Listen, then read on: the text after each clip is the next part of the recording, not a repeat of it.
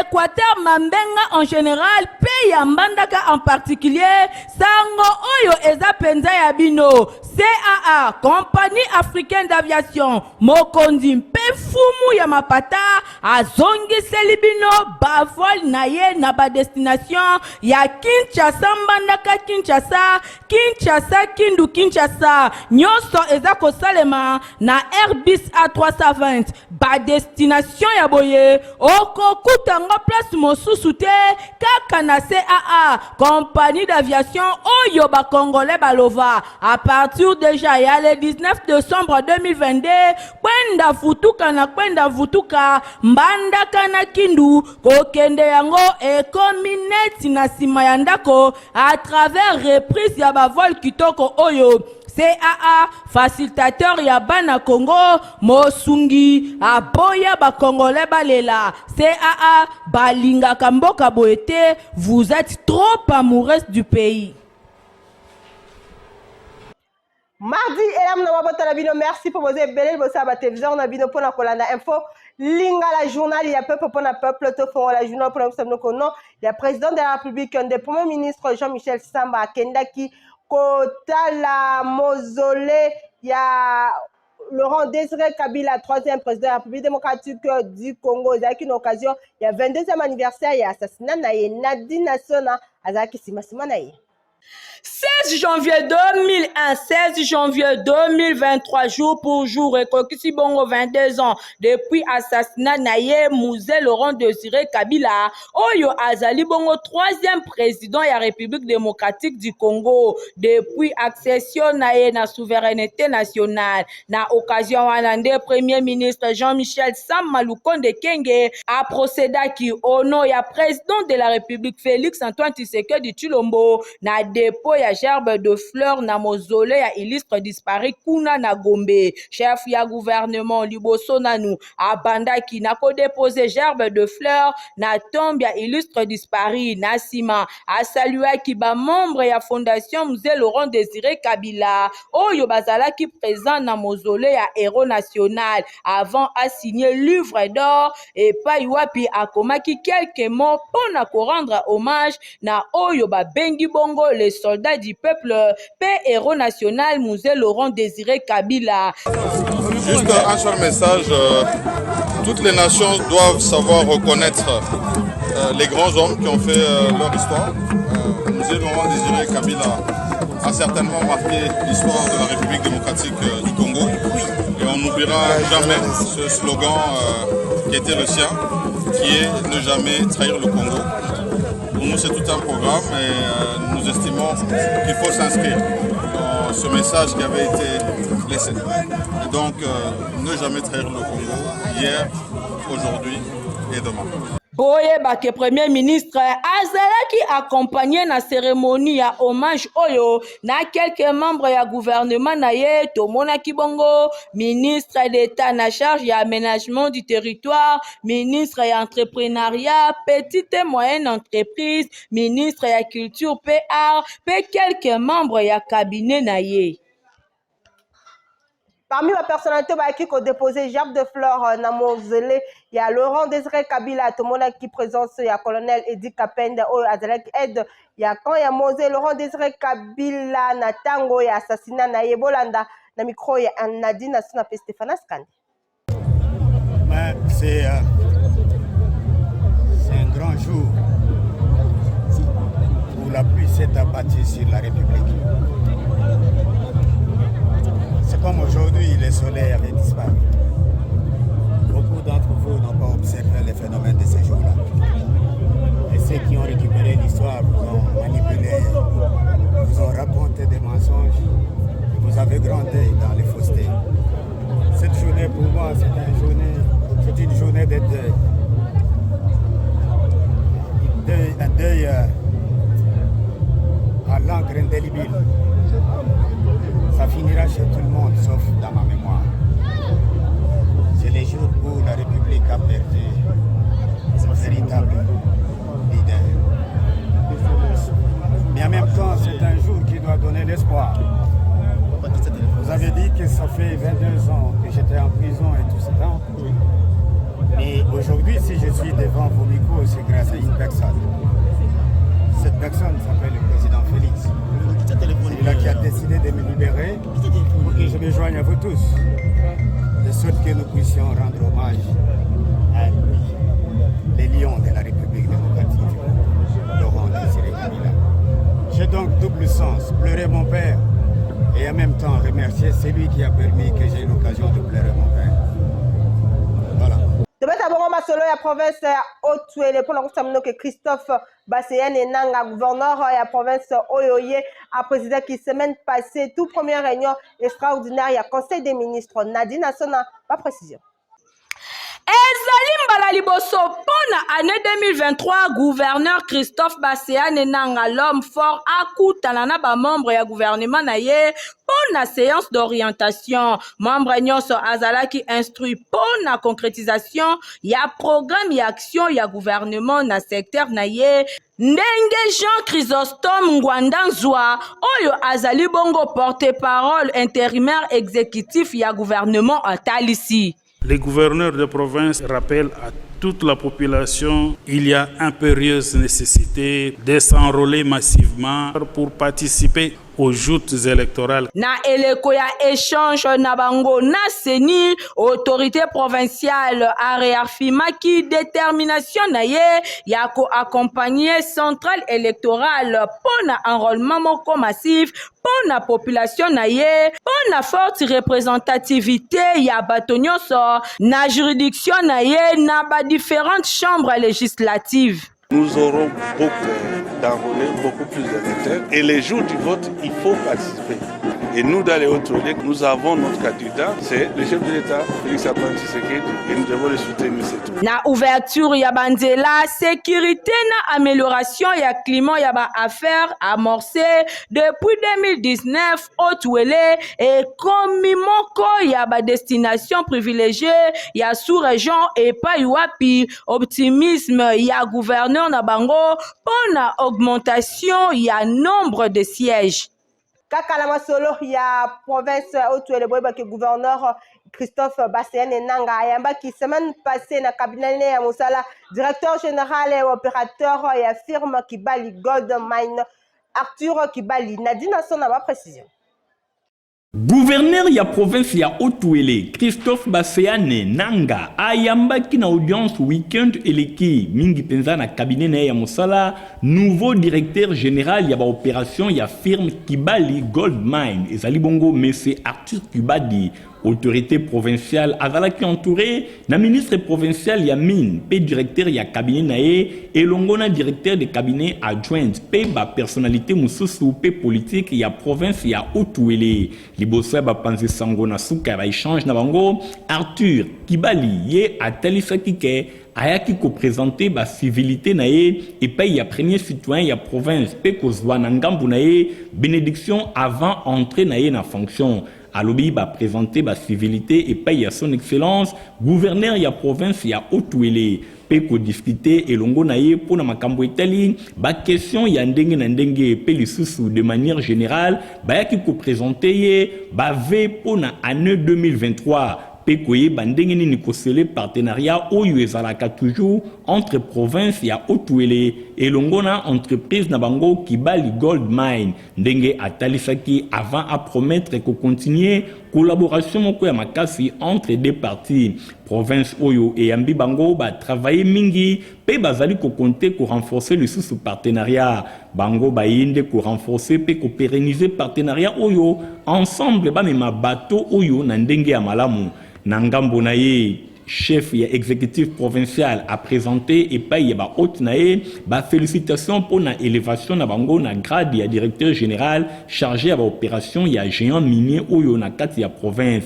Christophe Basseyane Nanga Nangambo nae a promettre na kombo ya gouvernement provincial ke Kibali Gold Mine ba koza na collaboration ya malamu pour na ko rappeler bino depuis création ya Kibali Gold Mine en 2009 Arthur Kibali ye azali bongo premier congolais oyo azali ko occuper poste ya directeur général chargé à l'opération na 4 entreprises.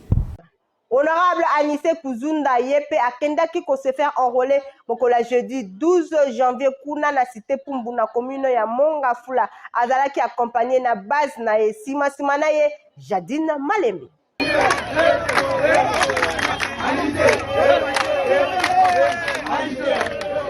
Honorable Anissé Kuzunda mwani ya lukunga ya solo akendaki kokokisa devoir civique na ye ya ko se faire enrôler na mokolo ya jeudi 12 janvier 2023 ndenge esengisami na citoyen congolais nyonso. Honorable Anissé Kuzunda akendaki ko se faire enrôler esika mosusu te kaka na mabele na ye moko na école Sainte Rita oyo ezomi na cité Pumbu na commune ya Mongafula. Lokola azali président ya parti politique na ye aude akendaki ye moko te azalaki accompagné na ba membre ya parti politique na ye oyo ebengami Ensemble pour l'humanisme et la démocratie. Ba papa, ba mama pe ba jeune nyonso ya district ya Lukunga batikaki honorable Anissé Kuzunda akende ye moko te. Bango nyonso bakendaki ko accompagner ye. Na occasion yango bango pe ba profitaki pona ko se faire enrôler. Na yango président ya parti politique Assemblée pour l'humanisme et la démocratie mwana mboka Anissé Kuzunda azangaki maloba te. Asengaki na bana nyonso ya district ya Lukunga basala ndeti ye. Invitaki bango bakende ko se faire enrôler massivement na prévision ya ba élection ya 2023. Esengeli ko s'enrôler parce que yango ezali devoir civique, c'est-à-dire mutu nyonso oyo abengami citoyen congolais asengeli ko se faire enrôler parce que yango ezali mokumba na ye.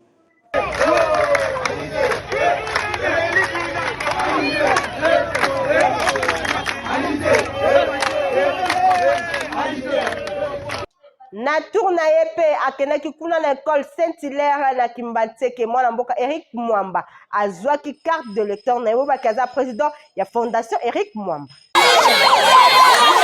Alingaki kolekisa exemple na bana ya Kimbatseke en particulier pe ya Tchangu ye nani président ya fondation Eric Mwamba asengi na ba papa ba maman ba jeune o nyonso balingi changement pe développement na district oya Tchangu pe na commune ya Kimbatseke esengeli bakende ko s'enrôler. Botala ye oyo mwana mboka Eric Mwamba akendaki ko s'enrôler azalaki ye moko te na équipe na ye ya fondation Eric Mwamba pe population oyo bakompanyaki ye pona kokende kozwa carte de lecteur na ye awa na école Saint-Hilaire na commune ya Kimbatseke. Alekalaki bongo malamu après ba procédure nyonso finalement carte de lecteur ebimaka te ebimi moto ya bato asengi na population balanda exemple. Étant donné congolais de naissance et na yoka kimbela ya bakonzi donc bakonzi babengi to s'enrôler pour na to remplir devoir na biso étant citoyen de la République. Donc tu as qui ko s'enrôler. Oya yebi ki aza congolais a rempli devoir civique na ye lokolanga na oti ko sa en équipe nanga mobimba ya FEM ou isa fondation Eric Mwamba o to a basé na bien-être ya peuple congolais donc ya population. Donc tu ko sa la devoir na biso na bengisi bana nyonso ya Tchangu bana nyonso ya Kimbatseke ba s'enrôler pour to leka na maponami to pona molobeli na biso oyo akolobela biso po surtout commune na biso surtout district na biso et se développer. Mwana Kimbatseke kobukana te kende kozwa carte de lecteur na yo yango yo maponami eza koya na décembre 2023 pour voter utile. ADG Eric Mwamba ye déjà azwi ya ye l'homme du changement pe alingi développement na kwena ye. Avec Eric Mwamba. Na cadre ya 30 ans ya société ya aviation CAA oyo eza composé bon na 99% ya ba congolais. Info lingala journal ya peu pour la peuple le mais comme présenter bino ba cadre peu ba directeur au baza ko constituer compagnie africaine d'aviation CAA.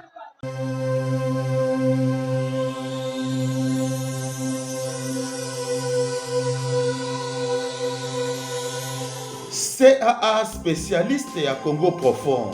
Créé depuis 1990, le lot a totalisé 30 ans de service à RDC, pays à peuple congolais.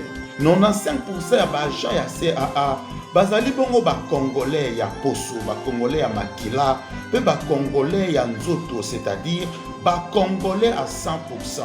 99% ya ba directeur pe ya ba cadre ya société oyo bazali bongo ba congolais.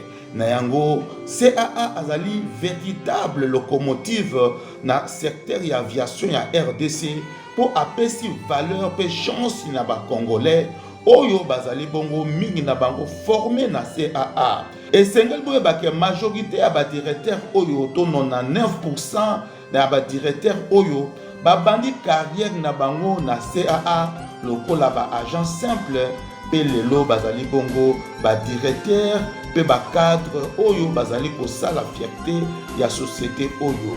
Na occasion ya 30 ans ya existence ya CAA tokotali sabino quelques directeurs pe ba agents oyo bazali na CAA depuis création nango to ba koti na CAA quelques années après création nango. Et c'est boye ba que CAA ezali bongo spécialiste ya Congo profond bolanda bango boyoka bango pour comprendre que CAA ezali bongo société ya mboka dirigée na bana mboka. Nazali directeur des opérations au sol et nao etali direction na ngai tozali na responsabilité à consommer contrat commercial à jouer na passager. C'est-à-dire que billet topé saka na passager, ils ont engagement. Une fois que commercial a sali musala na ya côté ka billet, passager wana akuya ne parabiso na mukolo yo sengelaki biso tokotia na pepo na bagage na ye. Tomemi na point A, tino na point B, tout en rassurer que le bagage n'est pas commis dans le département Abisso, tu as effectivement le la plate tournante. Pour travailler avec la synergie dans le département mingi, finance, technique, commerciale, sécurité, qualité. Nango, pour na voler salema et sengaka to veiller na ba aspect nyonso wana ya liboso koyeba ko ponana no sous-traitant esengeli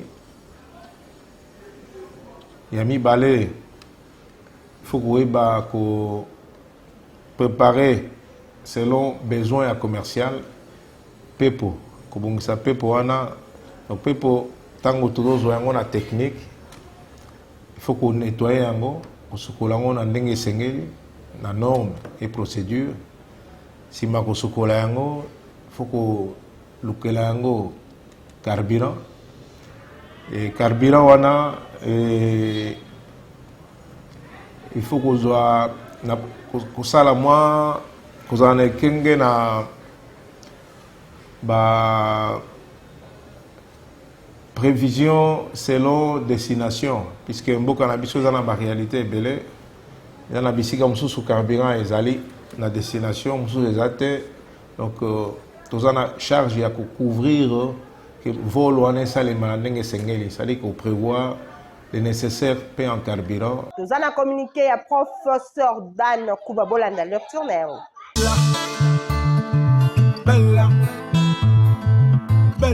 Professeur Dan Kuba Takana aza koyebisa na bana nyonso ya funa bakende kosenrole massivement pour na tango ya maponami ba voter ba député ya solo oyo bakozala ba véritable molobeli ya district ya funa pour na ba élection ya 2023. Professeur Dan Kuba Takana alobi lisusu ke kobika ya peuple congolais eza na maboko na ye na nzela ya entrepreneuriat. Natina wana professeur Dan Kuba Takana azali organiser conférence monene pour na kolakisa ba jeune auto prise en charge na nzela ya entrepreneuriat. Professeur Dan Kuba Takana azali ko salisa concours ya financement ya projet et entreprise ya ba jeune ko banda de 18 ans ti na 60 ans. Moto oyo a remporté concours docteur Dan Kuba Takana akozwa bongo tope akoganye bongo $500 américains. Concours ekosalema bongo mokola samedi 28 janvier 2023 à partir ya ngonga ya 10h kuna kaka na université canadienne au Congo. Première rue boulevard Lumumba. Bosimba ke concours entreprise Dr Dan Kuba ezali ko concerné kaka bana ya district ya Funa, c'est-à-dire ba commune lokola Kalamu, Kasavubu, Ngiringiri, Bumbu, Selembau, Makala pe Bandalungwa. Bongo ya ebele pona koyeba ba critères ya concours. Professeur Dan Kuba Takana. Projet entreprise Dan Kuba Takana eza pona biso nyonso. Entrée eza bongo gratuite. Société diététique Congo batie na marché TVA Congo Malakik produit kitoko eza kosilisa malaria. Tu sais les mecs comme moi. Ba innovation pe ba création na mboka Congo esilite. Ya lelo ya sika. Société diététique Congo ememeli bino TV Congo Malakik te ya mokwake oyo etika malaria na defodi. Okotuna ngai TV Congo Malakik eza nini yoka ezali te oyo tobengaka ti emelamaka lokola te nyonso kasi entre TV Congo Malakik na bate misusu etikali différence yena po TV Congo Malakik eza na zamba ya baavantage pe ba bien fait ndenge na ndenge oyo na bate misusu bokokuta yango te. Simba TV Congo Malakik ezali complément alimentaire, donc véritable source concentrée na ndenge kosakana te ba nutriments. TV Congo Malakik eza kosilisa malaria eza kobeta yango dada ata balobi o malaria na yo ekomiti na 5+ ekotiti na misisa. TV Congo Malakik esilisaka yango jeté une fois avec action nginganzu soki omeli yango kaka kanangi malaria wele mvimba veut dire ke mobimba kasi yoka na qualité nango ya complément alimentaire. TV Congo Malakik eza ata na effet secondaire moko te. Okoki komélanger yango na miliki ezala chocolat ekosala eloko te pe kosilisa bokasi nango soko moke te. Kopanda na mwana ya 6 mois veut dire nourrisson akoki komela yango tina mwasi oyo pe aza na zemi akoki na ye komela yango po eza na effet secondaire moko te. Selon ba recherche ya ba expert ya SDK ezali préventif pe curatif. Otuningo kozwa TV Congo Malakik wapi yoka kende na bisika ba radio nyonso ya wenze ezali lokola na Zigida, na Gambela, Selembao, Delvo, Upen, Matete, Pascal, Massina Petro Congo, Marché à Liberté, Lemba, Marché Hindu, pe na Marché à Bekatef. Tope okei na Société Diététique Congo oezomi na avenue Victoire numéro A41 quartier Matonge référence La Grâce Baby Biplay na commune ya Kalamu. Yoka soki oza na posa ya kosomba kasi mwe ya kosala déplacement eza te komitungisa na yo kutu te po basalaka pe livraison à domicile to obengi bango na numéro oyo 089 86 60 125. Ah, TV Congo Malakik osilisi histoire ya malaria ezwi kisambeti kamata.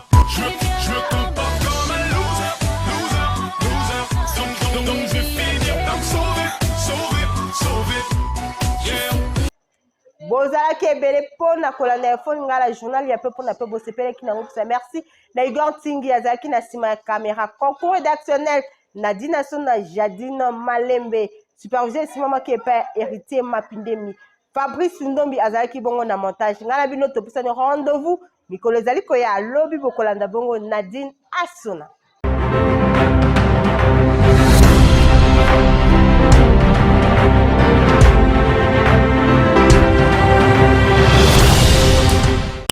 Eye lisusu bana Équateur Mambenga en général pe ya Mbandaka en particulier sango oyo eza penza ya bino CAA Compagnie Africaine d'Aviation Mokondi mpe fumu ya mapata azongiseli bino bavol na ye na ba destination ya Kinshasa mbandaka Kinshasa, Kinshasa Kindu Kinshasa nyonso eza kosalema na Airbus A320 ba destination ya boye okokutanga place mosusu te kaka na CAA compagnie d'aviation oyo ba congolais balova à partir déjà ya le 19 décembre 2022 kwenda vutuka mbandaka na Kindu kokende yango ekomi neti na sima ya ndako à travers reprise ya bavol kitoko oyo CAA facilitateur ya bana Congo mosungi aboya ba congolais balela CAA balinga kamboka boete vous êtes trop amoureux du pays.